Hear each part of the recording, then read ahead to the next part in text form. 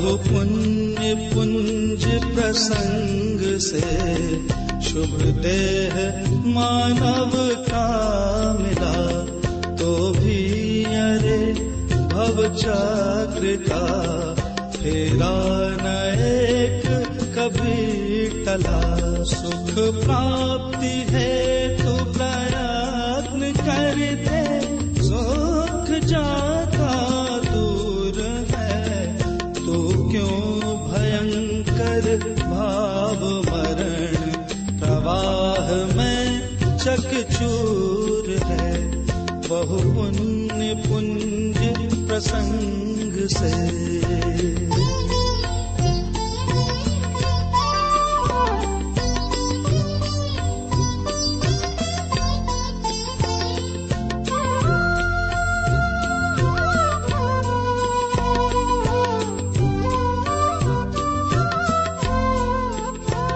लक्ष्मी बढ़ी अधिकार भी, पर बढ़ गया क्या बोलिए। परिवार और कुटुंब है क्या, वृद्धि कुछ नहीं मानिए।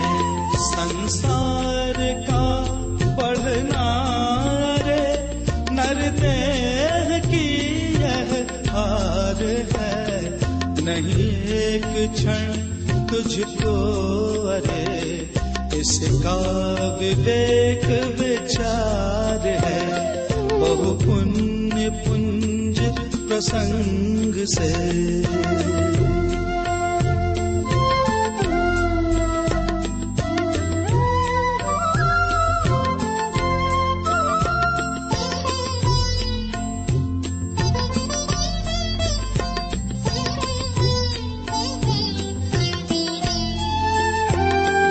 निर्दोष सुख निर्दोष आनंद लो जहाँ भी प्राप्त हो।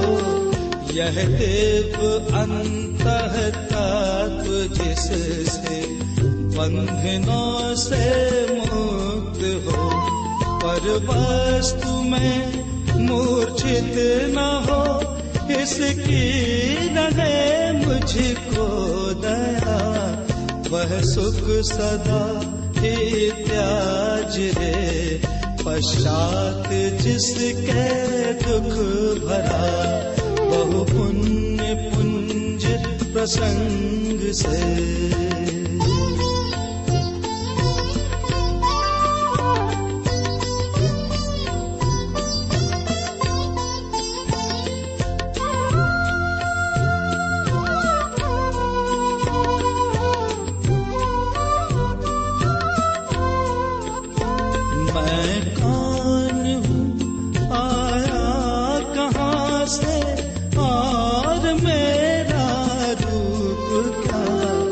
संबंध दुख में कौन है, स्वीकृत करूं परिहार क्या।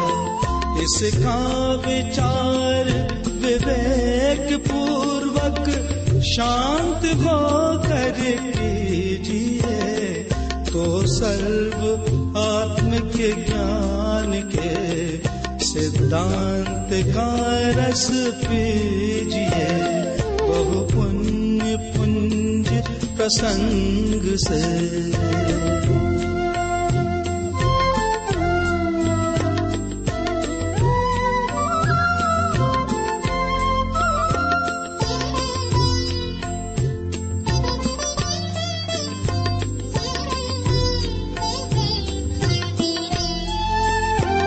इसका वचन उस तत्व की उपलब्धि में शुभ भूत है। निर्दोष नर का वचन रे, वह स्वानुभूति प्रसूत है।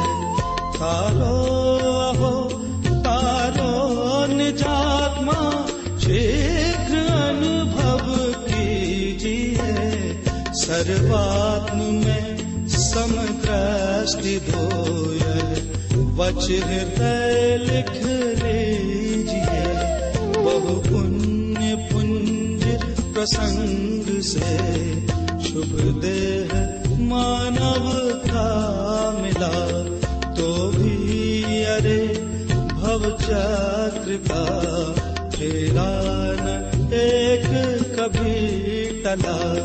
बहु पुण्य पुंज प्रसंग से, बहु पुण्य पुंज प्रसंग से, बहु पुण्य पुंज प्रसंग से।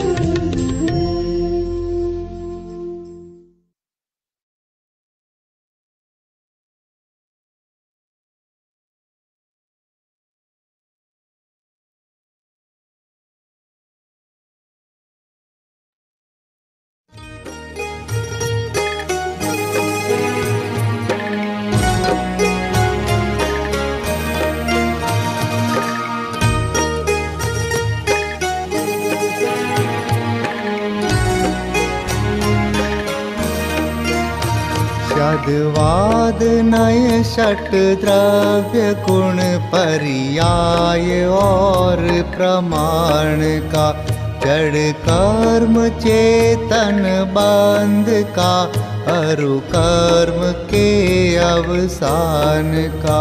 कहे कर स्वरूप यथार्थ जग का, जो किया उपकार है उसके लिए जिन वाणी माँ को वंदना शत बार है। उसके लिए जिन वाणी माँ को वंदना शत बार है, वंदना शत बार है, वंदना शत बार है।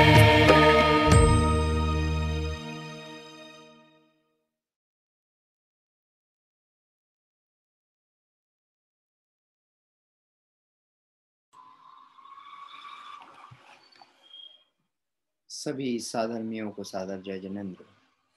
आइए संध्याकालीन स्वाध्याय सभा में मंगलाचरण पूर्वक स्वाध्याय प्रारंभ करते हैं। नमो अरिहंताणं, नमो सिद्धाणं, नमो आयरीयाणं, नमो वज्रायाणं, नमो लोय सवसाहूणम्। कार्तिकीय अनुप्रेक्षा ग्रंथ का हमारा स्वाध्याय चल रहा है। मैं आप सभी के लिए यहाँ पीडीएफ के माध्यम से वह पुस्तक हम ग्रंथ प्रारंभ करते हैं मंगलाचरण के लिए। हम सभी देख करके और निर्दोष उच्चारण करते हुए जो मूल कार्तिकीय स्वामी विरचित प्रथम गाथा अरिहंत स्वरूप का स्तवन है, जो मंगलाचरण स्वरूप है, उसका पाठ करेंगे। तिहुवण तिलयम देवम वंदिता, तिहुवणिंद परिपूज्यम, वो क्षमणुपेहावो भव्य जनानंद जननियो। त्रिभुवन तिलक सत इंद्र वंदित, देव श्री अरहंत को कर नमन कहूँ अनुप्रेक्षाएं, भव्य को सुख कर अहो, भव्य को सुख कर अहो। कार्तिकीय अनुप्रेक्षा ग्रंथ का स्वाध्याय विगत दिवसों से प्रारंभ किया था।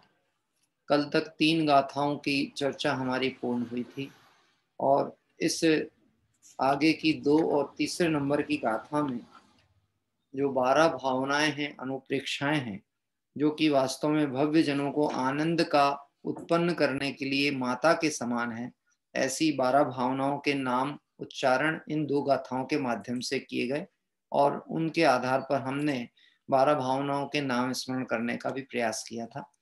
कल भी हमने इस विषय पर अनेक लोगों से ये पूछे भी थे नाम, और कुछ लोगों ने वह प्रयास भी किया था और सरल हैं, चूंकि हमारे अनेक बार ये सब बोलने में आते हैं, पढ़ने में आते हैं, इसलिए सरल भी है 12 भावना के नाम। हाँ जी, चलिए एक बार कोई बोलेंगे 1-2 लोग, उसके उपरांत आज से जो 4थी गाथा है अध्रुव अनिपेक्षा यानी अनित्य भावना की चर्चा प्रारंभ करेंगे अपन। हाँ जी, वंदना जी बोलेंगे पहले, अनम्यूट कर लीजिए। जय जिनेन्द्र भैया जय जी। जिनेन्द्र जी, जय जिनेन्द्र। सबसे पहले अनित्य भावना, फिर हाँ, अशरण भावना, संसार भावना, एकत्व भावना, अन्यत्व भावना, अशुचि भावना, आश्रव भावना, संवर भावना, निर्जरा भावना, लोक भावना, बोधि दुर्लभ भावना और फिर धर्म भावना। बहुत सुंदर। इस तरह से 12 भावनाओं का यहाँ पर हम सभी क्रमशः नाम उच्चारण करने के उपरांत आज चौथी गाथा के माध्यम से बढ़ने वाले हैं। हाँ जी, हमारे कोटा से पवन जी, हाँ बताइए, सब नाम बोल दीजिए पहले। देखिए बार बार सभी लोग बोलेंगे ना तो किसी का कहीं क्रम भंग भी हो रहा होगा तो स्मरण में पक्का हो जाएगा। जय बोलिए। जिनेन्द्र साहब, जय आवाज जी। आती है? आती आती। अनित्य भावना, अशरण भावना, संसार भावना, एकत्व भावना, अन्यत्व भावना, अशुचि भावना, आश्रव भावना, सोमर भावना, निर्जरा भावना, लोक भावना, बोधि दुर्लभ भावना और धर्म भावना। बहुत सुंदर। चलिए अभी छिंदवाड़ा से ही हमारे रश्मि जी की बेटी, हाँ बोलिए। जय जिनेन्द्र सभी को। हाँ जय जिनेन्द्र बेटा, बताइए। नित्य भावना, आचरण भावना, संसार भावना, एकत्व भावना, अनित्व भावना और आसुचि भावना, आश्रव भावना, संवर भावना, निजरा भावना, लोक भावना, बोधि दुर्लभ भावना और लास्ट धर्म भावना। बहुत अच्छा, ठीक है। चलिए ये अच्छा है कि बहुत से लोगों ने इस विषय को ध्यान दे करके स्पष्ट तौर पर पहले 12 भावनाओं के हमने नाम उच्चारण किए। प्रयोग ही इसी ढंग से होता है, शिक्षा पद्धति का क्रम ही ऐसा है। सर्वप्रथम पहले भेद प्रभेदों की चर्चा होती है, फिर उन भेदों की व्याख्या क्षेत्र पे आगे बढ़ते हैं। अभी हम आगे पुनः थोड़ा सा चर्चा करेंगे, फिर से पूछेंगे कुछ लोगों के माध्यम से आगे, फिर तो वो पुनरावृत्ति होगी। अनुप्रेक्षा कहते ही उसे जिसे बार बार पढ़ा जाए, चिंतन किया जाए, उस क्रम में हम आगे बढ़ेंगे। आइए पहले आज अपन चौथे नंबर की गाथा, जो कि अध्रुव अनुप्रेक्षा के रूप से विषय प्रारंभ होता है, जिसे हम अनित्य भावना कह रहे हैं। यह पहले अध्रुव अनुप्रेक्षा का सामान्य स्वरूप कहते हैं। मूल गाथा पाठ हम सभी शेयर स्क्रीन के माध्यम से आप ग्रंथ को देखें और मूल गाथा पाठ पहले हम करते हैं। जम किंचि विउपन्नम तत्संविनाशो भवेयेन परिणामस्वरूपेण संशयम् नत्ति। जो भी हुआ उत्पन्न है वह नष्ट होता नियम से, पर्याय दृष्टि से जगत में नहीं कुछ भी नित्य है, नहीं कुछ भी नित्य है। हाँ, मेरा अनुरोध है, अभी जिन लोगों ने बोला था उनमें से किसी का माइक चालू है, वो आप देखें और वहां से म्यूट करें। हाँ ठीक है, ठीक है। अभी सभी के माइक अनम्यूट हैं, आवाज क्लियर पहुंचती है? ठीक। आइए हम देखते हैं, यह जो अध्रुवनुप्रेक्षा की गाथा अभी हमने पढ़ी, जम किंचिवि उपन्नम तस्य विनाशो हवै णीमेण। जो कुछ भी उत्पन्न हुआ है, जम किंचिवि उपन्नम, जो कुछ भी उत्पन्न हुआ है, तस्य विनाशो, उसका नाश होना, णेमेन, निश्चय है, नियम है। यह सत्य है कि उत्पन्न हुई वस्तु का नियम से नाश होता है। परिणाम स्वरूपेण भी णहि किंचवि सायम अथि। परिणाम स्वरूप से देखें तो किंचवि सायम णयम अथि, कुछ भी नित्य नहीं है। देखिए बड़ा सरल है। कुछ दिनों तक हम जब मूल प्राकृत और उसका हिंदी अन्वयार्थ पढ़ते चलेंगे तो हमें मूल प्राकृत भाषा भी बहुत आसानी से समझ में आने लगेगी। यहाँ पे आचार्य देव ने अन्वयार्थ में कहा है, जम किंचवि उपन्नम, जो कुछ भी उत्पन्न हुआ। अब इस विश्व में क्या उत्पन्न हुआ और क्या नष्ट हुआ? ये द्रव्य तो अनंत है और अनंत द्रव्य त्रकालिक है। इसमें कोई नई उत्पत्ति नहीं हुई है। तो फिर उत्पन्न क्या हुआ कि जो भी उत्पन्न और नष्ट होता है उसे पर्याय कहा जाता है। किसे कहते हैं? पर्याय ही उत्पन्न और नष्ट होती है। जगत के जीव द्रव्य और पर्याय के भेद को ना जानने के कारण पर्याय को ही द्रव्य मान लेते हैं। क्या मान लेते हैं? पर्याय को ही द्रव्य मान लेते हैं। जैसे स्वर्ण होता है तो स्वर्ण में मूल तो द्रव्य है स्वर्ण, और उससे बनने वाले विविध प्रकार के अलंकार जेवर ये है उसकी पर्याय। तो पर्याय तो बदलती रहेगी लेकिन द्रव्य कैसा रहता है? नित्य ही होता है। अभी यहाँ पे अनित्य भावना में बात कहते हुए कहते हैं आचार्य देव, जो कुछ भी उत्पन्न हुआ है उसका नियम से नाश होता है, परिणाम स्वरूप से तो कुछ भी नित्य नहीं है। वास्तव में देखा जाए तो कुछ भी नित्य नहीं है। अब कुछ भी नित्य नहीं है मतलब मैं मनुष्य पर्याय में आया और एक तिथि है जिसे मैं अपनी जन्म तिथि कहता हूं, जिस दिन इस पर्याय में जन्म हुआ उस तिथि को। यद्यपि सही तिथि हम आज भी नहीं कहते अपनी, पता है आपको? हम जिस दिन जन्म होता है ना उसको जन्म तिथि कहते हैं। जन्म तो किसी जीव का 9 माह पूर्व में ही हो चुका था, जब वो दूसरी गति छोड़ करके ये मनुष्य गति में आ गया था। जन्म तो तभी हो गया था, लेकिन उसे क्या खबर हो तो सही जन्म और मरण के विषय का भी स्पष्ट प्रतिपादन समझे। अभी तो जन्म किसको कहता है? देह के संयोग को जन्म कहता है, देह के मरण को वियोग कहता है। अनित्य भावना यही स्पष्ट कर रही, जिसका संयोग है उसका वियोग निश्चित है। क्या कह रहे हैं? संयोग है तो वियोग निश्चित है। अभी ये समझ लेना, ये जगत के जीवों को संयोगों की प्राप्ति में सुख की अनुभूति होती है, तो उसके वियोग होने पर निश्चित ही दुख होने वाला है। लेकिन अनित्य भावना को समझ ले तो संयोग वियोग में समदृष्टि हो जाए। क्या कह रहे हैं? अनित्य भावना समझ ले, क्योंकि अनित्य भावना कह ही रही है पर्याय जो है वह अनित्य ही होती है, संयोग जो है वह अनित्य ही होता है। ऐसा जान लेने पर जीवों को आकुलता नहीं होगी। क्या कह रहे हैं? आकुलता नहीं होगी यदि समझ लें कि पर्याय अनित्य होती है, और नहीं तो कोई आकुलता दूर कर सकता नहीं। ये समझो, बहुत स्पष्ट से इस तरह से बात को हमको समझना है। जिसको अपना जन्म दिवस मनाने में आनंद होता है उसको निश्चित ही मरण का भय भी चलेगा, और मरण का भय नहीं चलेगा, मरण के भय के साथ कुमरण करके कुगतियों में भी जाएगा। अनित्य भावना बहुत कहना चाहिए पर्याय दृष्टि को छुड़ा करके स्वरूप की तरफ लाने का प्रयास है। पहली भावना में क्या कह रहे हैं? पर्याय दृष्टि छोड़ो और स्वरूप को समझो, त्रिकालिक द्रव्य को समझो, क्योंकि द्रव्य कैसा होता है? द्रव्य है नित्य और पर्याय कैसी हैं? अनित्य। तो जो भी संयोग है सब वियोग रूप। आगे भावार्थ में देखिए इसका स्पष्टीकरण किया जाता है। सब वस्तुएं सामान्य विशेष स्वरूप हैं। सामान्य तो द्रव्य को और विशेष गुण पर्यायों को कहते हैं। देखिए द्रव्य को क्या कहा गया? सामान्य, और गुण पर्यायों को क्या कहा गया? विशेष।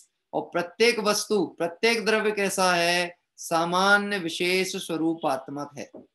अभी देखना, अभी हमको ये तो समझ में आ रहा है आत्मा तो एक द्रव्य हो गया, लेकिन उसमें गुण और पर्याय क्या घटेंगी कि गुण जो है वह है आत्मा के ज्ञान दर्शन आदि गुण, और पर्याय क्या है? उन गुणों के परिणमन को ही पर्याय कहा गया। पर्याय की परिभाषा क्या? चलो सबसे पहले बात करेंगे द्रव्य की परिभाषा क्या। द्रव्य किसे कहते हैं? मैंने कहा ना, अपन तो अब ये समझ लीजिए ना कि अब हम एक स्टूडेंट पैटर्न से अध्ययन करें तो बहुत अच्छा होगा और उपयोग भी आपका केंद्रीकृत होगा। बोलिए द्रव्य किसे कहते हैं?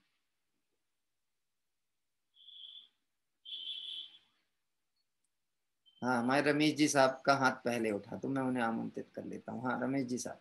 गुणों के समूह को द्रव्य कहते हैं। बहुत अच्छा, गुणों के समूह को द्रव्य कहते हैं।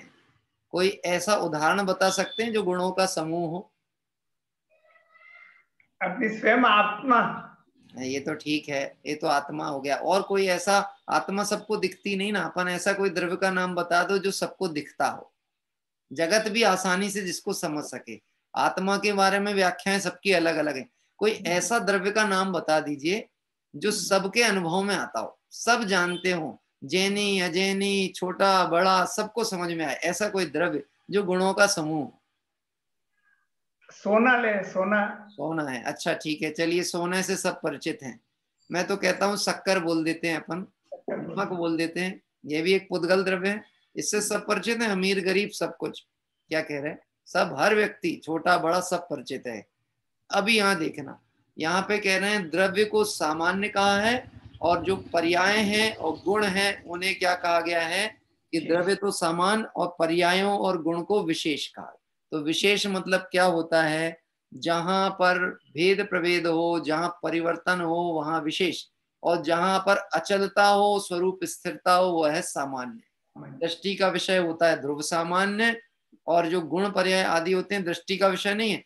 गुणों के द्वारा द्रव्य को जाना तो जा सकता है, लेकिन द्रव्य का अनुभव दृष्टि में गुण भेदों के पार होंगे तभी होता है। इस समय सार कलश की सुबह की चर्चा अपनी जो चलती है उसी के हिसाब से बात सिद्ध होती चलेगी। देखिए, सामान्य तो द्रव्य और विशेष गुण पर्यायों को कहते हैं। अब अगला प्रश्न आता है, गुण किसे कहते हैं? संतोष जी ने कुछ प्रश्न पूछा है, अभी अपन विचार करेंगे। क्या लिखा है, वस्तु का स्वरूप गलत है क्या? अभी मैं पहले तो आपका प्रश्न नहीं समझ पाया कि आप क्या कहना चाहते हैं। गलत तो नहीं है, जैसा है वैसा ही है।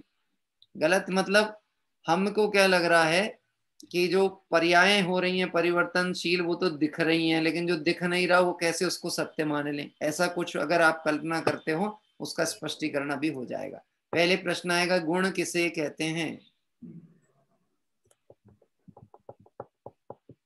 देखो, ये हमको पाठशाला के भागों में बड़ा आसानी से ये सब प्रश्न उत्तर मिल जाते हैं, बहुत आसानी से। एक बात आप समझना, मेरे यहाँ पिताजी कहते थे, अध्ययन कभी भी प्रारंभिक क्रम से हो और विधिवत हो तो वो दीर्घकालीन और चिरस्थायी होता है। एक तो होता है जिनवाणी सुनना, सुनने का भाव मंद कषाय, सुनते में अच्छा लगना, ये शुभ राग का परिणाम, लेकिन बात तब तक समझ में नहीं आएगी जब तक हम उसे स्टेप एजुकेशन से, क्रमिक अध्ययन के माध्यम से और आत्मार्थ की भावना से पुरुषार्थ करके पढ़े ना। तो चलिए प्रश्न आ रहा है, गुण किसे कहते हैं? जो द्रव्य के हर भाग में पाया जाए। हाँ, के हर भाग में पाया जाए। और ठीक है, आपने सही बोला, लेकिन और थोड़ा स्पष्टीकरण। हाँ जी, बोलिए विनीता जी दलावत। हाँ, आपकी आवाज नहीं आ रही है, आपकी वॉइस नहीं आ रही है।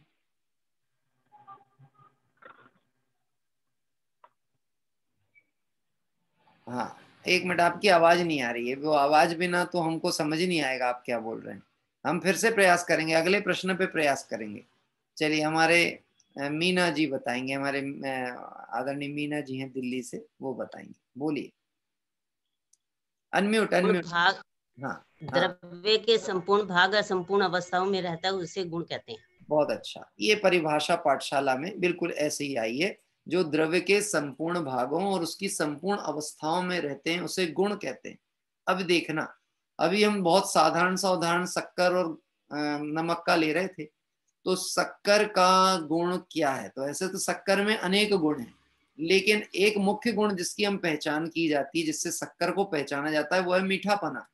तो शक्कर में मीठापना कहाँ कहाँ होता है? ऊपर रहता है, नीचे रहता, दाएं रहता, बाएं रहता, अंदर रहता कि बाहर रहता, कि सर्वत्र रहता? सर्वत्र है। एक तो जो द्रव्य के संपूर्ण भागों में हो और उसकी संपूर्ण अवस्था, शक्कर को किसी दूसरे पदार्थ में डाला गया तो वो पदार्थ भी मीठा हो गया। क्यों मीठा हो गया? क्योंकि उसमें शक्कर पड़ी थी। अभी उसको निकाल करके कहीं और नमक के बोरे में शक्कर का एक कण पड़ा हुआ है, तो बोलो वो मीठी रहेगी कि खारी हो जाएगी? वो एक कण। हाँ कि नहीं, बहुत सारे लोगों ने घेर लिया मेरे को, अब तो मेरी सत्ता खत्म हो गई, तो ऐसा नहीं। क्या कहते हैं, सत्ता खत्म नहीं हुई, किसी अवस्था में रहे तब भी वह अपने अनुसार है, अपने गुण स्वरूप ही है। तो गुण की परिभाषा ये कि जो द्रव्य के संपूर्ण भागों और उसकी संपूर्ण अवस्थाओं में पाया जाता है उसे गुण कहते हैं।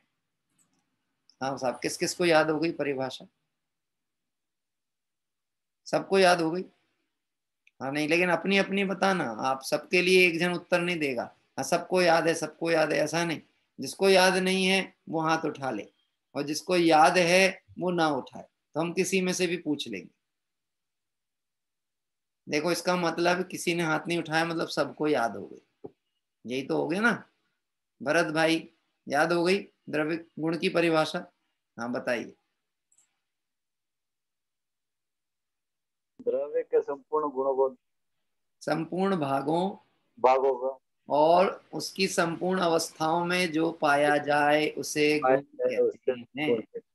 ठीक है, अभी 3 बार मन में बोल लेना, आप याद हो जाएगी आपको। हाँ देखो मैं आपको एक बात कहूँ, पाठशाला में जो अध्ययन हमने किया है ना अतुल भाई जी, हाँ मैं बिना लाइसेंस वाला ड्राइवर हूँ। हाँ मेरे पास लाइसेंस नहीं है, कोई डिग्री कहीं की नहीं है, किसी संस्थान की नहीं, कहीं पढ़ाई नहीं की है, सिर्फ पाठशाला पढ़ी है और पाठशाला पढ़ाया है, और पाठशाला के स्तर से ही विचार कर रहे हैं।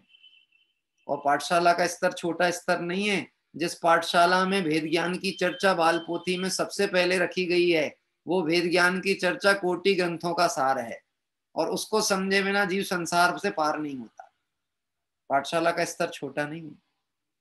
बाल बोध शब्द प्रयोग किया ना, अज्ञानी को बाल ही कहा जाता, बाल बुद्धि यानी अज्ञानी, और जिसे बोध हो जाए तो अज्ञानी नहीं रहा, जिसे ज्ञान हो गया वो अज्ञानी कहाँ रहा। तो बोलो साहब, अब कौन बोलेगा? अभी एक जन कोई उत्तर दे देगा तो फिर आगे बढ़ सकते हैं अपन। गुण की परिभाषा जल्दी जल्दी, अभी हम अगर ना पाठशाला के बच्चों के साथ बैठे होते तो इतनी देर थोड़ी ना लगती, अभी तो 10 15 20 हाथ खड़े हो गए होते इतनी देर में हमारे पास। हाँ चलिए जिनेंद्र जी साहब हरावत, आज के आमंत्रण करता, बताइए गुण की परिभाषा। जय जिनेंद्र। द्रव्य के संपूर्ण भाग और सभी अवस्थाओं में पाया जाता है उसे गुण कहते हैं। द्रव्य के संपूर्ण भागों और उसकी संपूर्ण अवस्थाओं में जो पाया जाए उसे गुण कहते हैं। आप समझना, जैन दर्शन के मूल विषयों में द्रव्य गुण पर्याय एक बहुत महत्वपूर्ण विषय है, बहुत महत्वपूर्ण विषय। जैसे 7 तत्वों को लिया, ऐसे द्रव्य गुण पर्याय। एक द्रव्य गुण पर्याय का निर्णय करने से नित्य नित्य का स्वरूप, संसार का स्वरूप, अपना स्वरूप, सब द्रव्यों का स्वरूप, ये सब स्पष्ट हो जाता है। और जितना स्पष्ट होगा उतनी निर्विकल्पता होती है। आगे बढ़ेंगे। अब पर्याय की परिभाषा। पर्याय किसे कहते हैं? देखो इससे एक बात तो आपको समझ में आएगी कि एक तो अभी चलता था स्वाध्याय क्रम और अब एक चालू है क्लास क्रम। तो क्लास क्रम में हमको उपयोग को सावधान होकर के बैठना, वो गजब की बात है। अब तो बच्चों को साथ में लेके बैठोगे और आपसे नहीं बना तो बच्चे कहेंगे पापा आप अच्छे से पढ़ते नहीं थे क्या, आपको याद नहीं है क्या? अब तो थोड़ा सा हमको बच्चों के हिसाब से तैयार होना पड़ेगा। वो गजब की बात है, हमें अभ्यास नहीं होगा तो हम बच्चों को पढ़ाएंगे कैसे? इसलिए हमें तो अभ्यास होना चाहिए। बोलिए पर्याय की परिभाषा। हाँ हमारे कोटा से विद्या जी, 1 मिनट। हाँ फिर से अनम्यूट। गुणों के परिणमन को पर्याय कहते हैं। बहुत अच्छा, गुणों के परिणमन को पर्याय कहते हैं। गुणों में जो प्रति समय परिणमन होता है उसे पर्याय कहते हैं। अभी बात आएगी अपने द्रव्य की। मैं जीव द्रव्य हूं, ज्ञान मेरा गुण है, जानना मेरी पर्याय है। अभी इसमें पर्याय को घटाना है कि ज्ञान गुण जो मेरा है उसकी पर्याय कैसे बदल रही है, क्योंकि गुणों के प्रति समय में होने वाले परिणमन को पर्याय कहा। तो एक ज्ञान गुण जो जीव का, इसका परिणमन कैसे बदल रहा? कि देखो निगोदिया से लेकर सिद्ध अवस्था तक सब जीवों में ज्ञान गुण पड़ा हुआ है, लेकिन किसी का हीन है, किसी का विशेष है, किसी का अल्प है, किसी का पूर्ण है। ये सब ज्ञान की पर्याय। और उसके भेद प्रभेदों में हम जाएंगे तो मति ज्ञान, श्रुत ज्ञान, अवधि ज्ञान, मन पर्याय ज्ञान, ये भेद प्रभेदों में चलेगा। लेकिन अभी मूल रूप से हमें पर्याय समझना है। प्रत्येक द्रव्य में जो गुण पड़े हुए हैं उनकी पर्याय प्रति समय बदलती है। तो पर्याय किसे कहा? गुणों में होने वाले प्रति समय के परिणमन को पर्याय कहते हैं। यहाँ विषय चल रहा है सब वस्तुएं सामान्य विशेष स्वरूप है। ऐसी कोई भी एक भी वस्तु नहीं है जो सामान्य विशेष स्वरूप नहीं हो, मतलब वह द्रव्य भी है वस्तु और उसमें गुण और पर्याय रूप उसका स्वरूप भी है। तो सामान्य तो द्रव्य को कहा और विशेष गुण पर्याय को कहते हैं। तो द्रव्य रूप से तो वस्तु नित्य है तथा गुण भी नित्य है, और पर्याय है वह अनित्य। अब समझना, यहाँ पे एक छोटा सा परिवर्तन किया। द्रव्य रूप से वस्तु नित्य है, गुण भी कैसे हैं? नित्य हैं, और पर्याय अनित्य। कैसे? मैं जीव द्रव्य हूं, तो ज्ञान नाम का गुण मेरे पास कब से? कि अनादि से है। कब तक रहेगा? अनंत काल। ऐसी स्थिति समझ लेना, जहां जहां ज्ञान वहां वहां जीव। अविनाभावी संबंध है, इसको कहेंगे। अगर हम न्याय की भाषा में कहें तो जहां जहां धुआं वहां वहां अग्नि। क्या कह रहे हैं? ये न्याय की भाषा में अविनाभावी संबंध बताने, जहां धुआं होगा वहां आग अग्नि होगी होगी। आपको पता है, कोई जंगल में भटक जाए और उसे रास्ता खोजना हो कि किस दिशा में जाऊं, और कोई साधन नहीं हो, तो वो कहीं ऊंचे स्थान पे चढ़ के यदि देखता है, वो कहीं बहुत दूर अग्नि जलती हुई दिखी, अग्नि नहीं, धुआं उड़ता हुआ दिखा। इसका मतलब क्या है? यहाँ पे अग्नि जल रही है। अग्नि जल रही है, इसका मतलब यहाँ पर कोई मनुष्य आदि हो सकते हैं। इसका मतलब मुझे उस दिशा में जाना चाहिए। बात ख्याल में आती? हाँ, तो जो गुण है उसको मैं नित्य कहा। क्यों गुणों को नित्य कहा? क्योंकि द्रव्य जब से है, द्रव्य बना किससे है? गुणों से। कब से है द्रव्य? अनादि निधन है। तो गुण भी कब से हैं? अनादि के। अब पर्याय को भर अनित्य कहा, क्योंकि जो गुण है उस द्रव्य में पड़े हुए गुण है, उनमें परिणमन हो रहा है। किसमें परिणमन हो रहा है? वो गुण में परिणमन हो रहा। जैसे शक्कर अकेली चखी जाए तो मीठी है, लेकिन इसके साथ नमक मिर्ची भी मिला दी जाए तो शक्कर की मिठास खत्म तो नहीं हो गई, लेकिन उस समय मिश्र रूप हो गई। अब मिश्र रूप के काल में नमक ज्यादा हो तो शक्कर का स्वाद कम आएगा। बात ख्याल में? तो वो उधर उसकी पर्याय में तो घटबड़ चल सकती है, पर गुण जो मीठेपन का है वो जो का त्यों विद्यमान है, भले अल्प भी भाषित होता हो तो भी मीठा ही है। हाँ, ऐसे यहाँ कहते हैं गुण भी नित्य हैं और पर्याय हैं वह अनित्य हैं, इसको परिणाम भी कहते हैं। यह प्राणी, अब ध्यान से पढ़ेंगे, देखिए, यह प्राणी पर्याय बुद्धि है, सो पर्याय उत्पन्न व नष्ट होते देखकर हर्ष विषाद करता है तथा उसको नित्य रखना चाहता है। इस प्रकार के अज्ञान से दुखी होता है। उसको इस भावना का चिंतन इस प्रकार से करना योग्य है। अभी पहले ध्यान से समझना क्या बात कहें। यह जीव पर्याय को अनित्य न जानकर नित्य मानता है। यह जीव मतलब कौन? हाँ, आई एम, मैं, अपनी बात चल रही। यह जीव, यह जीव मतलब निकटवर्ती, दूसरे की नहीं। यह मतलब मैं। यह जीव पर्याय को क्या मान रहा है?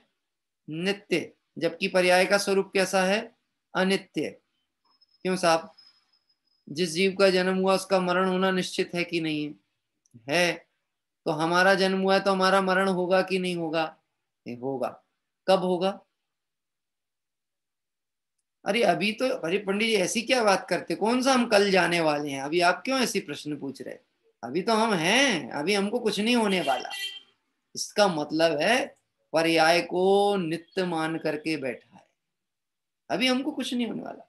और ऐसा स्वरूप की चर्चा कर दें, राजा राणा छत्रपति हाथ इनके असवार, मरना सबको एक दिन अपनी अपनी बार।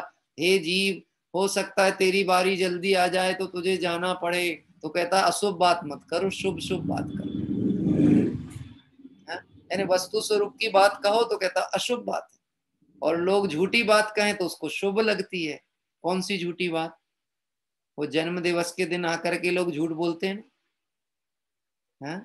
बर्थडे में हैप्पी बर्थडे टू यू, फिर कहते हैं तुम जियो हजारों साल और साल में दिन हो 50,000। अब मैं आपसे पूछता हूं, ये सच है कि झूठ है?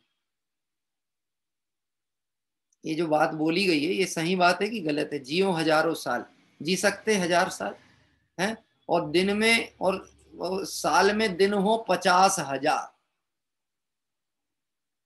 365 दिन तय हैं, तो तुम झूठ क्यों बोलते हो?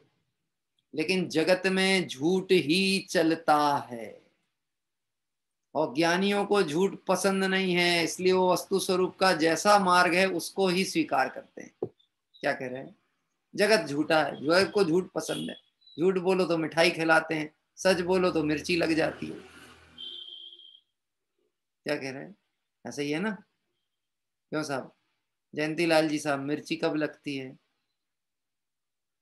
कब लगती है? जब खाते हैं तब, कि नहीं जब सच बोला जाए तो मिर्ची लगती है? लेकिन किसको लगती है? जिसको सत्य के प्रति पक्ष नहीं हो, जो सत्य को जानने का इच्छुक नहीं हो, उसे बुरा लगता है। नहीं तो सत्य जान के किसी को बुरा नहीं लगने वाला। अगर वह निष्प्रय निरपेक्ष है तो बुरा नहीं लगेगा। यहाँ कह रहे हैं यह जीव पर्याय उत्पन्न होती है और नष्ट होता देखकर हर्ष विषाद करता है। तन उपजत अपनी उपज जान, तन नसत आप को नाश मान। शरीर की उत्पत्ति में अपनी उत्पत्ति, शरीर के नाश में अपना नाश, ऐसा मानने वाले पर्याय को नित्य मानते हैं, जबकि पर्याय तो अनित्य है। कौन सी भावना चल रही है? अनित्य भावना। कौन सी भावना चल रही? अनित्य भावना। अनित्य भावना पर्याय की अनित्यता दिखा रही है, द्रव्य की अनित्यता नहीं दिखा रही, गुण की अनित्यता नहीं दिखा रही। घबराने की कहां बात है? क्या बोलो, एक मुमुक्षु का कभी मरण होगा कि नहीं होगा? हाँ, आत्मार्थी का मरण होता है? अभी ध्यान से उत्तर देना। आत्मार्थियों का मरण होता है?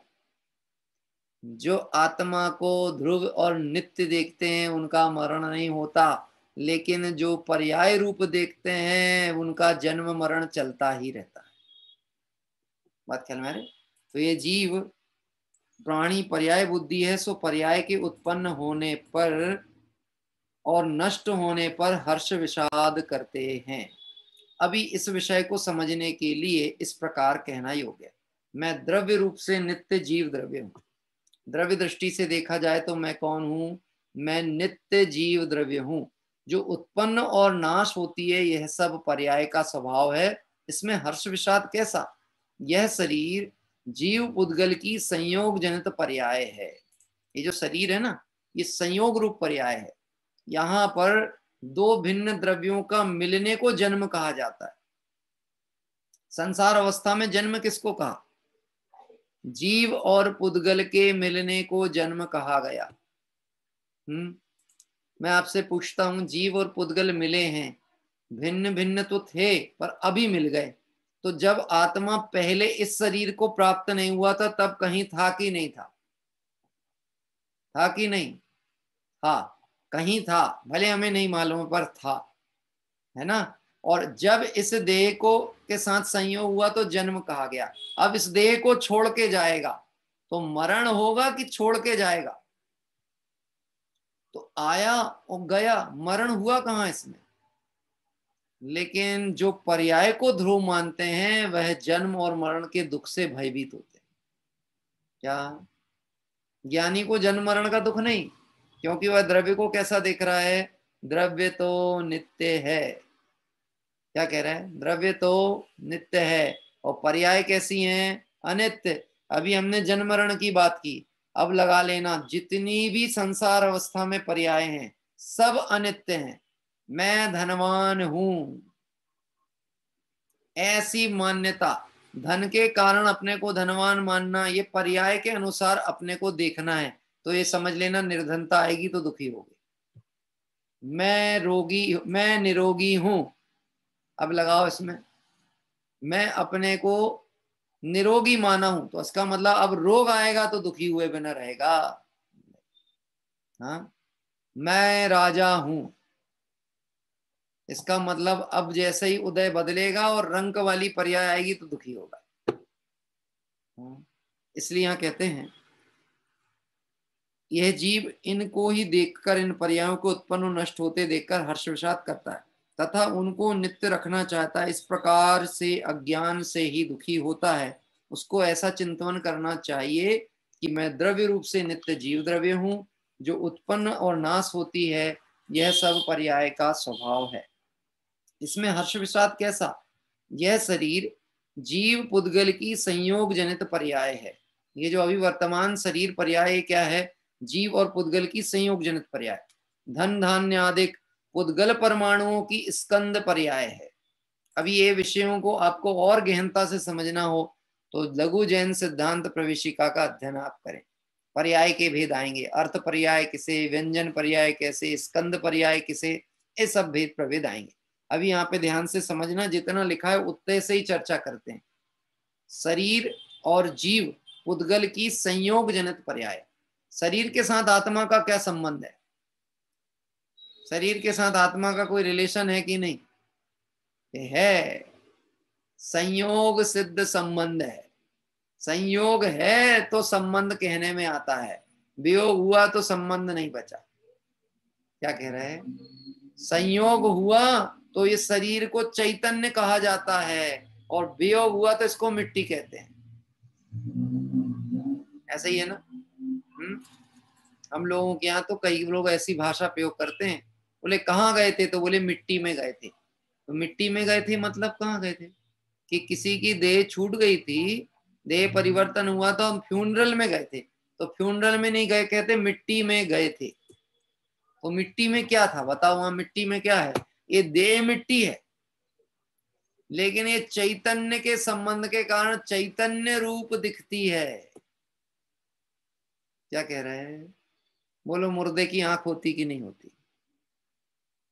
हाँ, होती कि नहीं होती? पूरी होती है। हाँ, कि हाँ जैसी थी वैसा ही तो है, लेकिन देखने का काम कर रही कि नहीं कर रही? कि क्यों नहीं कर रही? बोलो, उत्तर बताओ, क्यों नहीं कर रही देखने का काम? मुर्दों की आंख देखती क्यों नहीं है? संतोष जी बताएंगे, मुर्दे की आंख क्यों नहीं देखती?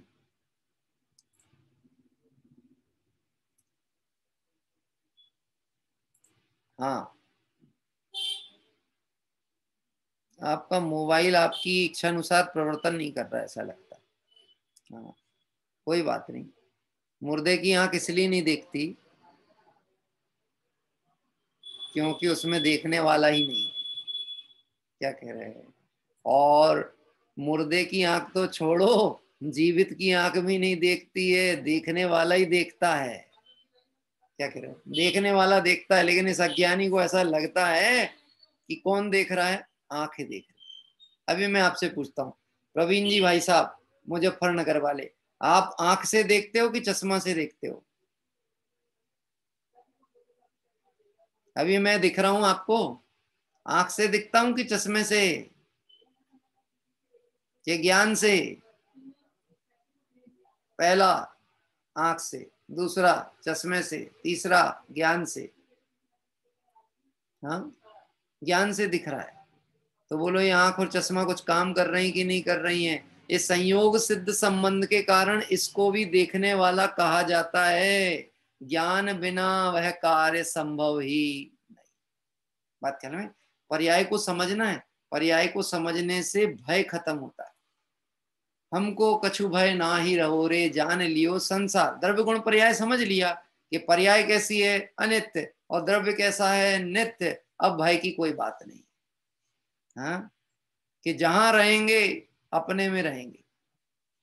क्या कह रहे हैं? जिस देश में रहेंगे, जिस वेश में रहेंगे, जिस हाल में रहेंगे, ज्ञायक रहेंगे, ज्ञायक रहेंगे, ज्ञायक रहेंगे, मतलब नित्य द्रव्य स्वरूप को देखेंगे तो अनित्यता का भय खत्म हो जाएगा।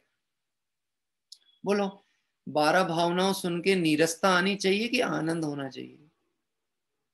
अभी किसी को ऐसा लग रहा है कि नीरस बात चल रही, साहब ये क्या है? अनित्य भावना, मरने की बात चल रही, और चेहरे पे मुस्कान, बात चल रही है पर्याय की, और आनंद आ रहा है, मुस्कान आ रहा है। तो ये मुस्कान किसकी आ रही है? प्रसन्नता किसकी आ रही है? ये जान के प्रसन्नता हो रही है कि मैं मरता ही नहीं। क्या कह रहे हैं? मैं गोरा हूं कि काला हूं, मैं दुबला हूं कि मोटा हूं, हैं? मैं लंबा हूं कि ठिगना हूं, मेरे सफेद बाल हैं कि काले बाल हैं? बोलो क्या है? ये सब हैं पुद्गल के खेल, इन तेना ही हमारो मेल। ऐसा पर्याय। और मैं इससे भिन्न, यहाँ कह रहे हैं शरीर और जीव पुद्गल की संयोग जनित पर्याय। अब बताते हैं धन्य धान्य आदिक पुद्गल परमाणुओं की स्कंद पर्याय। ये भी इसका तो जीव से कोई दूर दूर तक संबंध ही नहीं।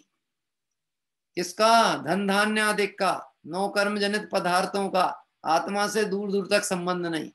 लेकिन इसको ऐसा लगता है धन धान्य अधिक बढ़े तो मानो मैं बड़ा हो गया। 11वां प्राण है पैसा। कौन सा प्राण? 11वां। बोलो जीव कैसे जीता है? 10 प्राणों से जीता है, 11 से जीता है कि किसी और से जीता है? चैतन्य प्राणों से जीवित नित, इंद्रिय बल श्वासोच्छ्वास नहीं। क्या कह रहे? चैतन्य प्राण से जीता है। व्यवहार से कहा जाता है कि 10 प्राण से जीता है, पर इसको धन धान आदि जो स्कंद पर्याय हैं वो प्राण रूप भाषित होती है। क्या? हाँ, मैं आपसे एक बात कहता हूं, कोई आपके यहाँ घंटी बजा के जाए और घर के सामने 10 लाख रुपए का एक बैग रख के चला जाए। अब आपने बैग अंदर लिया, दरवाजा बंद किया और खोल के देखा 10 लाख रुपए मिले, तो ईमानदारी से बताना जयंती लाल जी, मुझे फोन करके आप बताएंगे कि नहीं बताएंगे? हाँ? नहीं बताओगे यार। ये क्यों नहीं बताओगे? इतना साधर्मी वात्सल्य भी नहीं है कि मुझे बता दो आप कि साहब आज 10 लाख रुपए का लाभ प्राप्त हुआ है। हाँ? क्यों नहीं बताओ? ये पंडित जी साधर्मी वात्सल्य बात अलग होती है, पर अपना लाभ कैसे बता सकते हैं? क्या कह रहे हैं? इसको धन धान्य आदि का लाभ, अपना लाभ दिखता है, जबकि यहाँ कह रहे हैं तो स्कंद पर्याय है, और पर्याय है मतलब अनित्य है। आज उदय अनुसार ये सामग्री साथ दिख रही है, उदय बदलेगा और ये छिन जाएगी, पता नहीं लगने वाला। पहले के समय में लोग धन को सुरक्षित करने के लिए गाड़ा लेते थे, जमीन में गड़ा देते थे, मटका में घड़े में भर के जमीन में गड़ा देते थे। पता है, उदय बदल जाता था, वो जमीन में ही अंदर के अंदर यहां वहां खिसक जाती थी। पता आपको? गड़ा धन। अच्छा, वो ना खिसके तो इनके दिमाग से वो बात खिसक गई, वो कहाँ चिन्ह नहीं भूल गए, कहाँ पे रखे थे पता ही नहीं, ले हो गया काम। आजकल नहीं होता है? आपके बैंक में पड़े हो 1 करोड़ रुपया और पासवर्ड भूल जाओ आप ऑनलाइन ट्रांसफर करने का, तो क्या होगा? पड़े के पड़े रखे, क्या कर सकते आप? अब पासवर्ड ही नहीं मिल रहा, तो चाबी खो जाए लॉकर की तो चीज पड़ी है, उपयोग आ सकती है? नहीं। ऐसे ये धन धान्य आदि स्कंद पर्याय हैं, ये आत्मा की पर्याय नहीं है, आत्मा से कोई संबंध नहीं है, ऐसा परिचय करा के स्कंद पर्याय भी अनित्य है। इनके संयोग और वियोग नियम से अवश्य हैं। स्थिरता की बुद्धि करता है सो मोह जनित भाव है। ये अज्ञानता से ये जीव संयोग और वियोग को स्थिर मान करके बैठा है, यह सब मोह जनित भाव है, अज्ञानता है। इसलिए वस्तु स्वरूप को समझकर हर्ष विषादादिक रूप नहीं होना, आगे इसी को विशेष रूप से कहते हैं। देखिए, वस्तु स्वरूप को समझ करके हर्ष विषाद नहीं होना। चक्रवर्ती की संपदा मिल जाए तो प्रसन्न होने की जरूरत नहीं है, यह भी अपद पद है, यह भी पर्याय है, ये भी छूटने वाली है, नष्ट होने वाली है। और पाप के उदय में प्रतिकूल प्रसंग बन जाए, शरीर रोगी हो जाए, शत्रुओं का घेराव हो जाए, तो भी घबराना नहीं, यह भी संयोग रूप अवस्था है, यह भी रहने वाली। एक बहुत अच्छी बात मैंने पढ़ी, आपको बताया भी था पहले। आपको जो जो चीजें नेत्र से दिखती हो समझ लेना, उसमें एक फार्मूला लगा लेना, जो नेत्रों से दिखती है यह भी नहीं रहेगा। क्या कह रहा है? अब आप लगा लो नेत्रों से देख देख के, क्या क्या नहीं रहेगा? बोलो क्या क्या नहीं रहेगा? हाँ, एक पुराने कवि का बड़ा अच्छा भजन है, भोंदू भाई समझ शब्द यह मेरो, जो तू देखे इन आंखन सो या में कछु नहीं तेरो। अब जो आंखों से दिख रहा है वो नहीं रहने वाला। कोई बता सकता है कोई 3 चीज ऐसी जो आंखों से दिख रही और नहीं रहने वाली? वो हो तो सैकड़ों सकती है, पर मैं कोई 3 पूछ रहा हूं, आंखों से दिखे लेकिन नहीं रहने वाली है, जिसको हम पर्याय की खाते में डाल देंगे। बोलो कोई 3 चीज। ये पंडित जी प्रश्न ही प्रश्न पूछते हो, इनाम इनाम तो कुछ देते ही नहीं हुए हैं। पाठशाला में तो देते हैं हम लोग इनाम। बोलो, ज्ञान समान न आन जगत में सुख को कारण। इससे बड़ा पुरस्कार क्या होगा कि मेरे ज्ञान में जो नहीं है वो आ जाए। यही तो सबसे बड़ा पुरस्कार। कोई 3 चीजें जो आंखों से दिख रही हैं, अभी आप देखना, ये स्वाध्याय है आपका, जो आपका विचार चल रहा है ना, क्या उत्तर दें। हाँ हाँ, वंदना जी ने दे दी। उनके जो प्रोफेशन है ना, पढ़ाती हैं, तो उनको पेन कॉपी यही दिखा, पेन किताब कपड़े 3 बता दिए।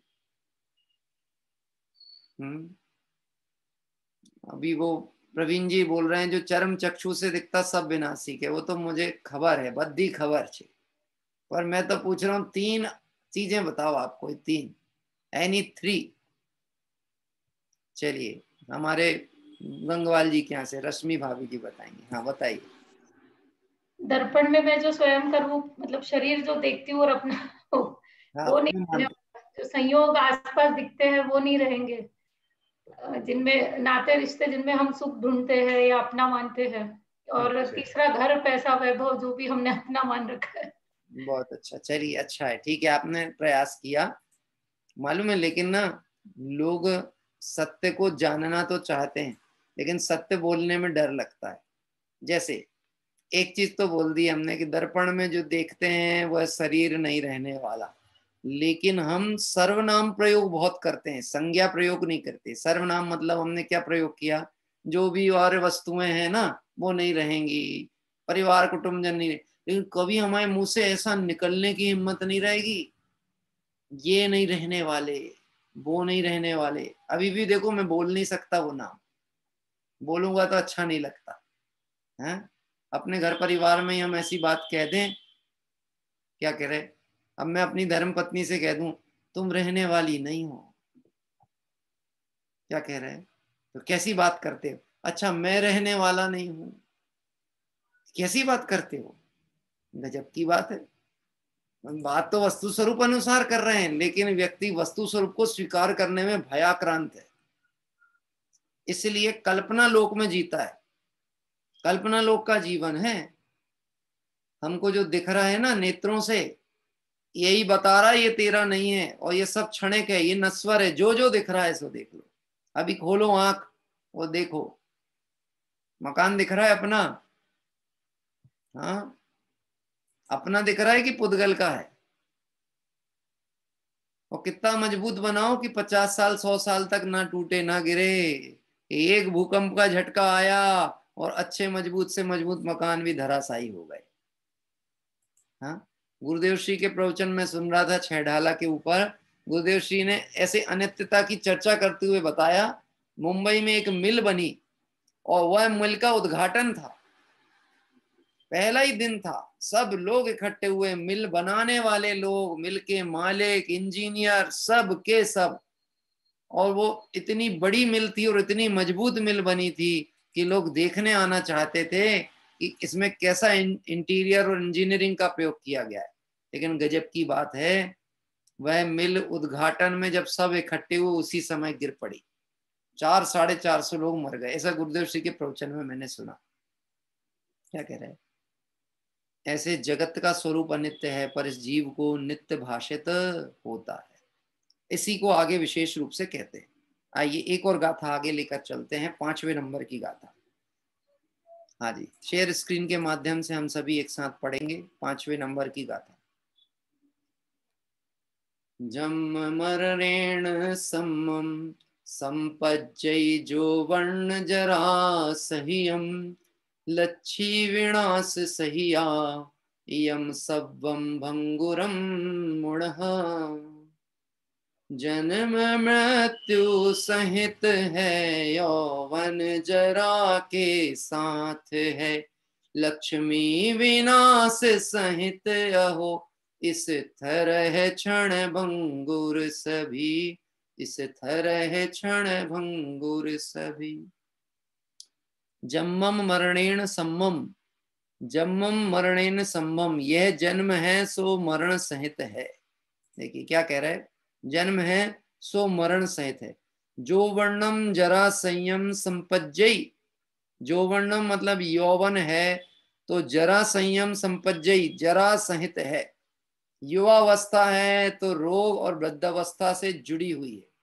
लच्छी विनाश संज्ञा, लक्ष्मी है सो विनाश सहित ही उत्पन्न होती है। इयम सब्वम भंगुरम मुड़ह, इस प्रकार सब वस्तुएं क्षण भंगुर जानो। 3 चीजें गिनाई गई। क्या क्या 3 चीजें? जन्म है सो मरण सहित ही है। क्या कह रहे हैं? जिस जीव का जन्म हुआ है उसका मरण होना निश्चित। अभी चलो थोड़ी देर से पर्याय की दृष्टि से बात कर लेते हैं। हाँ, पिछले महीने किस किस का जन्म दिवस था?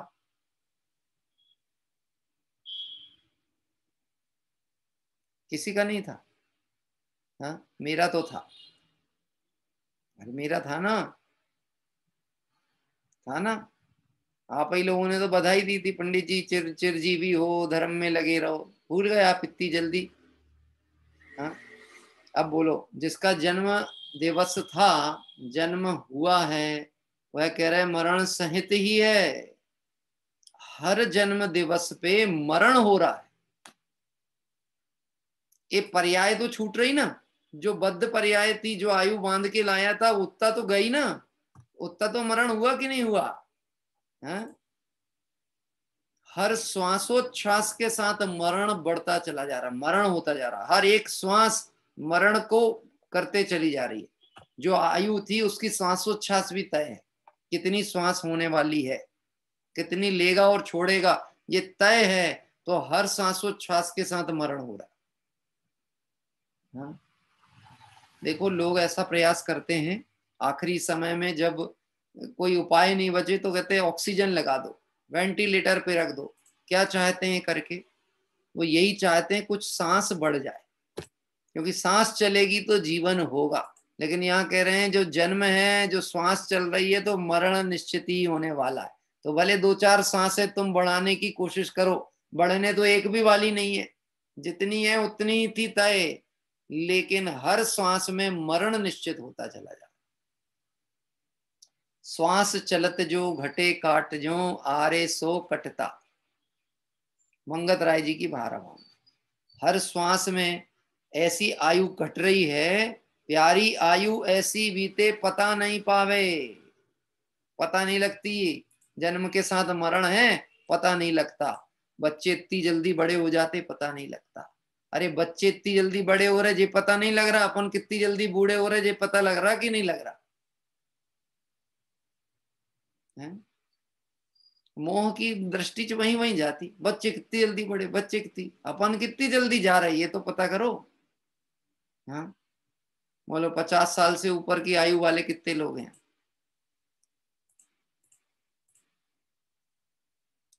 बहुत सारे लोग हैं। 70 साल, 80 साल, इससे ऊपर वाले। न्यूनतम आयु यदि एक मनुष्य पर्याय में देखी जाए अभी, तो 60 साल पकड़ते हैं, 60, 65। उसके बाद बोनस। क्या कह रहे हैं? उसके बाद बोनस की मिल जाए तो अच्छी, और ना मिले तो क्या कर सकते आप। लेकिन यहाँ कह रहे हैं प्रति समय आयु घट रही है, लेकिन इस जीव को दिखता ही नहीं है, उसको जन्म दिवस मनाने की पड़ी रहती। जबकि हर जन्म दिवस को तो वैराग्य दिवस के रूप में मनाना चाहिए। नुकसान में आनंद कैसे कर सकते हैं? नुकसान में कौन मिठाई खाए? हाँ? आयु घट गई, जीवन कम हो गया, और उसको लगता है आनंद मनाता है। जगत का व्यवहार, मिथ्यात्वियों का व्यवहार ही उल्टा है, और ज्ञानियों की दृष्टि ही वस्तु स्वरूप अनुसार है, इसलिए वो उल्टे को स्वीकार ही नहीं करते। देखो, ये बात सुन करके हमको कुछ जीवन में जरूर सावधानी लानी ही चाहिए। देखो, एक घर गृहस्थी की भूमिका में बच्चे अच्छे हैं, छोटे बच्चे हैं, उनका थोड़ा सा उत्साह के कारण लौकिक व्यवहार में कर देते अपनी भावनाएं नहीं करनी चाहिए, और उनको भी पाठशाला तत्व ज्ञान के संस्कार से वो बात समझाना तो पड़ेगी। ये वस्तु स्वरूप ऐसा ही है। देखिए, पढ़ते हैं इस विषय के आगे की पंक्ति। जो जन्म है सो मरण सहित है, यौवन है तो जरा सहित ही उत्पन्न होता है। युवावस्था जो है वो मरण के साथ तय है, वृद्धावस्था के साथ तय है। How old are you, English में बोलते हैं ना, हाउ ओल्ड आर यू, मतलब अब इसका हिंदी अर्थ करो आप, हाउ ओल्ड आर यू का। आप वैसे तो हम लोग जैसे ना शासकीय स्कूल में पढ़े वाले, उसका उन लोगों से इंग्लिश अर्थ करा तो सटीक अर्थ तो हम ही लोग करते थे जो शासकीय स्कूलों में पढ़े। ओल्ड यानी क्या होता है? पुराना। क्या कह रहे हैं? ओल्ड यानी पुराना। और हाउ मतलब कितना, आप कितने पुराने हो, ये तो अर्थ होगा हैं। अच्छा, अब शरीर की तरफ से घटाना है तो ओल्ड यानी होते हैं, बुजुर्गों को भी ओल्ड कहते हैं। अब मैं पूछता हूं आप कितने बुढ़े हो, लेकिन उसको हाउ ओल्ड आर यू बोलेगा तो आई एम 25 ईयर्स, और उसके बाद छोटे आई एम 25 ईयर्स ओल्ड। वाह भाई, खुद ही तो बोल रहा ओल्ड यानी मैं 25 साल का बुढ़ा हूं, 25 साल जीवन जा चुका है मेरा। लेकिन समझ में नहीं आती, भाव वासना नहीं है ना, वचन में बोलता तो है लेकिन ये पता ही नहीं लगता। हाँ, संतोष जी पूछ रहे आपकी एज क्या है?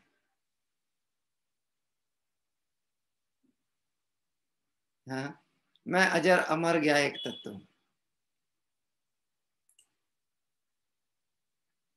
मान लो थोड़ी देर को बता दें 38 साल, 40 साल, 42 साल, तो फिर कंपैरिजन क्या होगा? अरे आप तो हमसे छोटे हो, आप तो हमसे बड़े हो। गजब की बात है, जिसको ये वर्तमान वायु और पर्याय पे ही दृष्टि पड़ी है, बस वो यही देख देख के परेशान हो रहा, छोटा कौन बड़ा कौन, मैं छोटा कि वो बड़ा। यहाँ ये विचार करना है, आचार्य देव कह रहे हैं कि जो जन्म है, जो युवा अवस्था है, वह जरा संहिती है। वृद्ध, जरा यानी वृद्धावस्था, वृद्धावस्था संहिती है। एक गर्भ का बालक भी प्रति समय वृद्ध होता चला जा रहा है, हमको पता नहीं चलता है। इस शरीर में भी परिणमन हो रहा है प्रति समय। रिंकल्स आने लगी हैं शरीर के ऊपर, बाल झड़ने लगे हैं, बल कम होने लगा है, ज्ञानहीन होने लगा है। नहीं होता, बल कमजोर होने लगा। पहले पर्वत शिखर जी की पहाड़ वंदना हो जाती थी और फिर भी नीचे आकर के आराम से बैठ करके प्रवचन भी सुन लेते थे और मंदिर दर्शन भी होता था। अब तो आधे पहाड़ पे ही से हालत खराब। क्यों, क्या हुआ कि अभी जैसे जैसे उम्र बढ़ रही है वैसे वैसे शरीर की शिथिलता भी आ रही, वृद्ध अवस्था हावी होने लगी। देखना, यौवन है सो जरा संहित होता है, और जो लक्ष्मी है सो विनाश संहित होती है। लक्ष्मी जो है वो विनाश संहित होती है। कितना ही कोशिश कर लेना इसको संभालने की, रखने की, ये रखने रुकने वाली नहीं है। इसको तो कहा ही गया है अति चंचल होती लक्ष्मी। क्या होती है? अति चंचल। आप कितना ही कोशिश करना बचा के रखने की, जब जाने का टाइम आएगा खुद हाथ से निकाल निकाल के दोगे। हाँ? जो व्यक्ति के जेब से 10 रुपए नहीं निकलते थे, मरण आ जाए सामने, रोग आ जाए, और डॉक्टर बोले 5 लाख लगेंगे, पहले रखो तब इलाज चालू होगा, रखेगा कि नहीं रखेगा? हैं? तो बोलो जाना था ना लक्ष्मी को, तो कोई और नहीं लेके गया, अपने हाथ से निकाल के दिया, जाना ही तो था। अति चंचल है, हमको लगता है हम बचा लेंगे, रख लेंगे, संभाल लेंगे। इस सब उदय अनुसार की व्यवस्था है, ये अपने विकल्पाधीन। भावार्थ, हिंदी भावार्थ पढ़ के विराम लेते हैं। जितनी अवस्थाएं संसार में हैं वह सभी विरोधी भाव को लिए हुए हैं। यह प्राणी जन्म होता है तब उसको स्थिर मान के हर्ष करता है, मरण होने पर नाश मानकर शोक करता है। इस प्रकार इष्ट की प्राप्ति में हर्ष, अप्राप्ति में विषाद तथा अनिष्ट की प्राप्ति में विषाद और अप्राप्ति में हर्ष करता है। 2 बातें कही, इष्ट वस्तु मिले तो उसमें आनंद मानता है, अनिष्ट वस्तु का संयोग माने तो दुख मानता है। अनिष्ट वस्तु की दूरी हो जाए तो, अनिष्ट की प्राप्ति हो जाए तो दुख मानेगा, और उसकी अप्राप्ति हो जाए, अनिष्ट चला जाए तो हर्ष मानेगा। सो यह मोह का महात्म्य है। नित्य पूर्ण ज्ञायक भाव के आलम्बन के बल द्वारा ज्ञानियों को समभाव से रहना चाहिए। क्या कह रहे हैं? नित्य पूर्ण ज्ञायक भाव के आलम्बन के द्वारा द्रव्य को नित्य देखते हुए पर्याय दृष्टि को छोड़कर ज्ञानियों को समभावी रहना चाहिए। जो समता भाव रखते हैं उन्हीं का समाधि मरण होता है, जिनका समाधि मरण होता है वह जीव निश्चित ही अल्प काल में संसार से मुक्ति को प्राप्त करते हैं। इस तरह अनित्य भावना की चर्चा में आज 2 गाथाओं का विषय लिया। कल इसी विषय को आगे और पोषित करने के लिए यहाँ पर एक उदाहरण दिया जाएगा जिसकी चर्चा कल अपन आगे करेंगे। आइए। हाँ जी, भक्ति के क्रम में किसी को लेने का भाव रहता है तो आप पहले से नाम प्रेषित कर दें तो बहुत ही अच्छा है। आज आप सभी को मालूम भी होगा टोडरमल जी साहब की समाधि दिवस का प्रसंग है। एक पुण्य पुरुष जिन्होंने हमें मोक्ष मार्ग प्रकाशक, सम्यक ज्ञान चंद्रिका जैसे महान ग्रंथ, लब्धि सार, छपना सार आदि की टीका, आत्मानुशासन की टीका, ऐसे महान कार्य जिन्होंने किए, ऐसे आचार्य कल पंडित प्रवर जी का समाधि मरण दिवस आज है। हम सभी उन्हें मंगलमय स्मरण करते हुए और निश्चित ही वह जीव भव्य है, अल्प काल में भव समुद्र से पार होंगे, ऐसी भावना रखते हुए उनके प्रति श्रद्धा सुमन अर्पित करते हैं। आइए भक्ति क्रम ने, हाँ जी मीना जी ले रहे हैं, हाँ जी लीजिए, अनम्यूट कर लीजिए।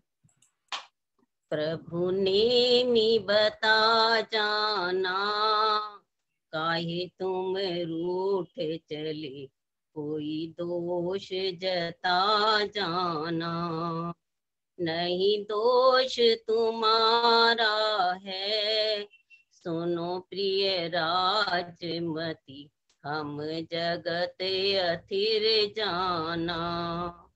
प्रभु ने मी बता जाना, काहे तुम रूठ चले, कोई दोष बता जाना, मेरा कौन सहारा है, तुम बिन नेमी पिया, इतना तो बता जाना, नहीं कोई शरण जग में, नहीं कोई शरण जग में, दल बले और देवी, अब हमने से जाना। प्रभु ने मी बता जाना, काहे तुम रूठ चले, कोई दोष बता जाना, मैं अकेली रहूं कैसे, मैं अकेली रहूं कैसे, जरा घर में टुक धीर बंधा जाना। प्रभु ने मी बता जाना, काहे तुम रूठ चले, कोई दोष बता जाना, है जीव सदा इकला, है जीव सदा इकला, जन्मत मरण समय नहीं साथ कछु जाना। प्रभु ने मी बता जाना, काहे तुम रूठ चले, कोई दोष बता जाना, ये उम्र नहीं तप की, महलों में मौज करो, फिर तप बन को जाना, जीवन का भरोसा क्या, मौत तो सिर डोले, हो जाए कब जाना। प्रभु ने मी बता जाना, काहे तुम रूठ चले, कोई दोष बता जाना, जब आपका निश्चय है, मैं भी धरूं दीक्षा, धरूं अर्जिका का बाना, है धन्य सती राजुल, भरे यौवन तप धारा, शिव राम सुयह गाना। प्रभु ने मी बता जाना, काहे तुम रूठ चले, कोई दोष बता जाना। जय जिनेन्द्र। सुंदर भक्ति पाठ अभी हमारे आदरणीय मीना जी जो हैं कि दिल्ली से, उनके द्वारा लिया गया। और इस भक्ति पाठ के माध्यम से इसी अनित्य भावना की चर्चा राजुल नेमी के संवाद के रूप में की, कि राजुल नेमी से प्रश्न पूछती हैं कि ऐसा क्या दोष था जो मुझे छोड़ करके आप चल पड़े, वैराग्य अंगीकार किया। तो वो कहते हैं कि तुम्हारा कोई दोष नहीं था, स्वरूप ही ऐसा है। एक समय का जो राग था ना, वह राग अब नहीं रहा। अब राग नहीं रहा तो राग संबंधी वस्तु क्या करेगी? क्या कह रहे हैं, राग है तो वो उस तरफ कदम बढ़ रहे थे, अब राग की दिशा बदल गई। अब वह राग गृहस्थ की भूमिका से हट करके मुनि मार्ग की तरफ बढ़ चला, उस तरफ कदम चल पड़े। ऐसे उस परिणाम की अनित्यता का परिचय इस भक्ति गीत के माध्यम से अभी हमने देखा। अच्छा सुंदर संवाद नेमी और राजुल का इस भक्ति में दिया गया था। हाँ जी, अभी जब तक अनित्य भावना चले, आगामी 2-4 दिन में जब तक भी चलेगी, आप सभी ऐसे भोजन खोज लीजिएगा जो अनित्य भावना की बात को पोषित करते हैं, तो उससे थोड़ा रस और पकता है उस विषय का। इस दृष्टिकोण से आइए हम भाव प्रतिक्रमण करते हुए कल की मंगल तीर्थ वंदना की जानकारी आपके साथ साझा करेंगे। हे अरहंत प्रभो, मुझसे मन वचन काय द्वारा कृत कारित अनुमोदना द्वारा समरंभ समारंभ आरंभ द्वारा क्रोध मान माया लोभ द्वारा प्रमाद इत्यादि विभावों द्वारा इस भव में या पूर्व भव में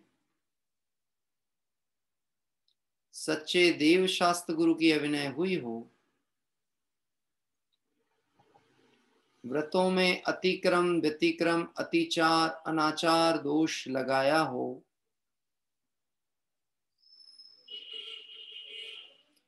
एकेंद्रीय से लेकर पंचेंद्रीय तक किसी भी जीव की हिंसा हुई हो, विराधना हुई हो,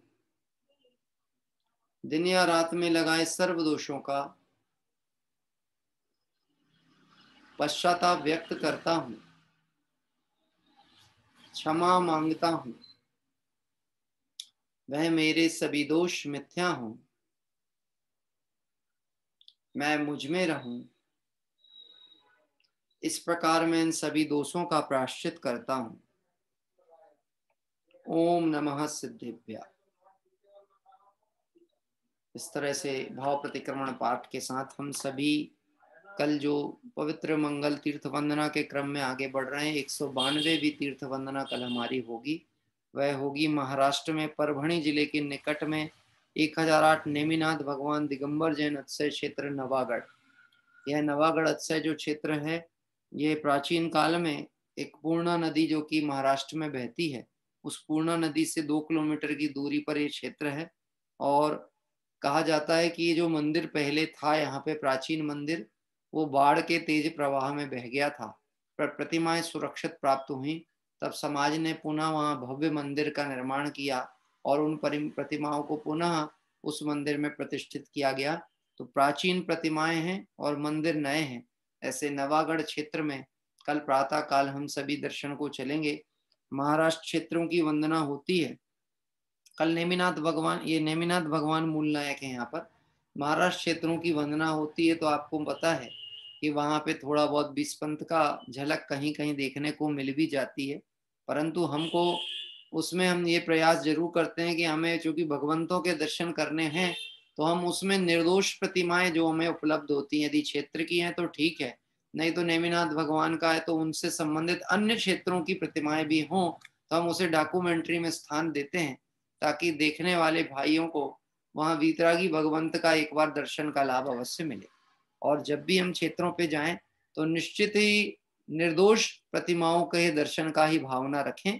ऐसा नहीं कि बहुत दूर से आए हैं तो कहीं कोई सदोष अवस्था भी हो तो उसको वंदन कर लें, ये भाव नहीं रखना। आपने वंदन नहीं किया सदोष देख के, यही वास्तव में सही दर्शन है। क्या कह रहे हैं? यही दर्शन है, क्योंकि सम्यक दर्शन उसी को कहते हैं सच्चा श्रद्धान देवशात गुरु का। अभी जो देव नहीं है उसे हम कैसे देव मान लें? अब नहीं है तो उनको नहीं माना, यही सच्चा दर्शन। ऐसे जो सच्चे हैं, जो निर्दोष हैं, उनकी भक्ति वंदना पूजन के लिए कल नवागढ़ उखलद करके ये क्षेत्र का नाम प्रसिद्ध है, वहां चलेंगे। क्षेत्र पे 3 मंदिर हैं और विस्तृत चर्चा कल प्रातः कालीन अपने पूजन भक्ति के क्रम में हम सभी करेंगे। मात्र एक दिवस, आगामी एक दिवस के बाद में हमारे अष्टानी का महापर्व प्रारंभ हो रहे हैं। तत्संबंध में विचार मंथन चल रहा है। कल का दिन है, तो कल आपको उस संबंधित कोई यदि कार्यक्रम उसमें तय होता है, उसकी सूचना आपको दी जाएगी। आइए हम सभी जिनवाणी माँ का पाठ करते हुए, स्तुति गान करते हुए विराम लेंगे। शादवाद नए सठ द्रव्य गुण पर आए और प्रमाण का, जड़ कर्म चेतन बंध का, अरु कर्म के अवसान का, कह कर स्वरूप यथार्थ जग का, जो किया उपकार है, उसके लिए जिन वाणी माँ को वंदना सतवार है, वंदना सतवार है। जब ले द्वादशांग, हाँ जी, पहले कायोत्सर्ग करेंगे, नमोकार मंत्र पाठ पूरा। नमो अरिहंताणम, नमो सिद्धाणम, नमो आयरियाणम, नमो उबच्छायाणम, नमो लोये सब साहूणम, नमो अरिहंताणम, नमो सिद्धाणम, नमो आयरियाणम, नमो वैच्छायाणम, नमो लोय सब साहूणम, नमो अरिहंताणम, नमो सिद्धाणम, नमो आयरियाणम, नमो वैच्छायाणम, नमो लोय सब साहूणम। जबली द्वादशांग में जिनवाणी माता की जय हो। देवशास्त्र गुरु भगवान की जय हो। अनंत अनंत सद परमेष्टि भगवंतों की जय हो। वीतरागी जैन शासन की जय। इस तरह से कार्तिकेय स्वामी कृत कार्तिकेय अनुप्रेक्षा के माध्यम से हम वस्तु स्वरूप का बारंबार चिंतन करते हुए, वैराग्य भाव को पोषित करते हुए, संसार शरीर भोग से विरक्त होकर शीघ्र ही शाश्वत सिद्ध दशा को प्राप्त करें, इसी पवित्र भावना से विराम लेते हैं। सभी साधर्मियों को जय जिनेंद्र।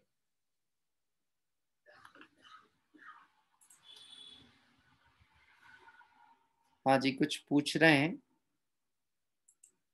कनक जी, क्या से आपने हाथ ऊपर किया है क्या?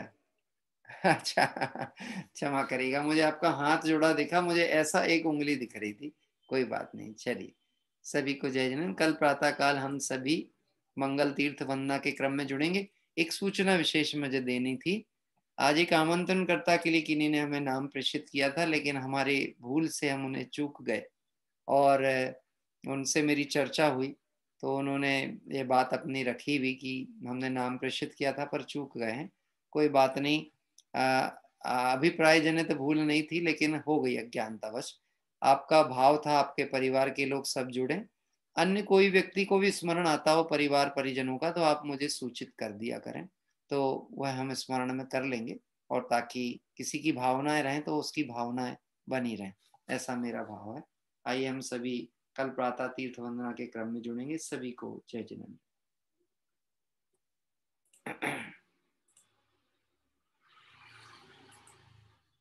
अनम्यूट की तो मैंने